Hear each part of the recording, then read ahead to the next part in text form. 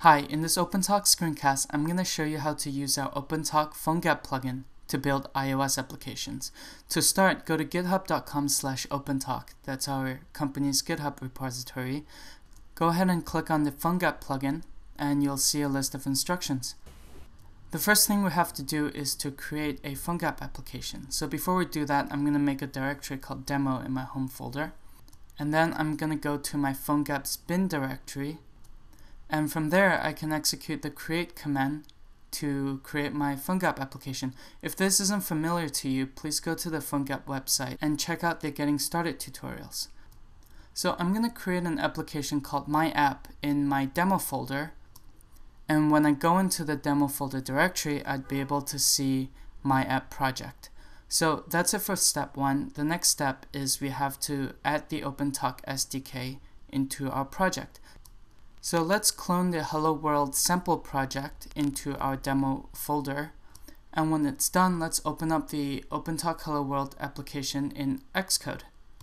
The first thing we need from the sample application is a list of necessary frameworks for OpenTok SDK to run. Once the frameworks are selected, let's open up our PhoneGap application, and then we'll just drag the necessary frameworks into our PhoneGap application. The next thing we need is OpenTok.bundle file. We need to drag that into our PhoneGap's resources folder. And the last thing we have to do for this step is to go to the build settings and make sure that our project is being compiled for only ARM7 architecture. So we have to take out the ARM6. And now we can close the Hello World sample project. We don't need that anymore. And we can move on to step 3. In step 3, we have to install the OpenTok PhoneGap plugin. The first step we have to do is to clone the repository. Now we can open up the file, and the files we need are in the source folder. So we'll open up our PhoneGap application and we'll drag the .h and .m file into the plugins folder. Next, we have to include the OpenTok.js in our project's www folder. To do that, go into Xcode, right-click on your www folder and click Show in Finder. Then all you have to do is copy and paste it into the JS folder. Now the last thing we have to do for this step is to edit the Cordova.plist file in the resources folder. And the first thing we need to do is to add an external host entry. Let's give it a star value. And then we have to add a plugins entry. The key would be TalkBox, and the value would be OpenTok Plugin. And now you can save the plist file and run your project.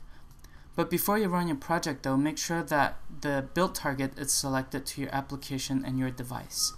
Now that we're done, let's try out our application with some code from the sample folder.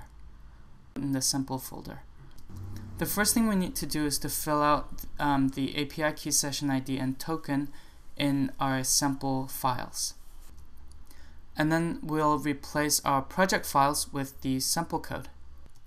So let's open from the sample code folder index.js, and if we look at the code, we see that we can fill out our API key.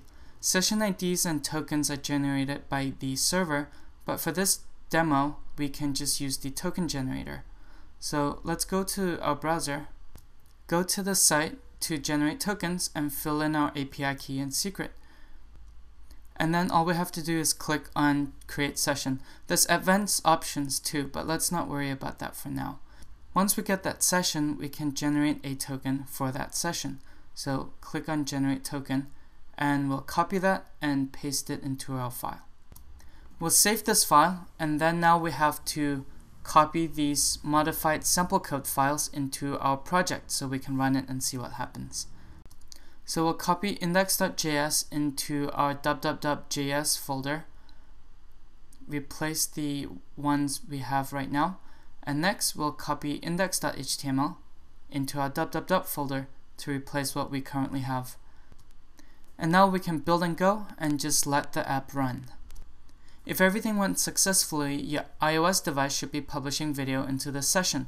So now let's open up helloworld.html and let's subscribe to that session so that we can see the video feed from our iOS device. So we'll copy and paste in the API key and also the same session ID that the iOS device is connected to. It's generally good practice to generate a token for every user, so let's do that. Let's generate a token, and then we'll paste it into our helloworld.html. And when everything is done, just save it and you can run it. From my iOS device, I'll show you a video feed of my favorite pet.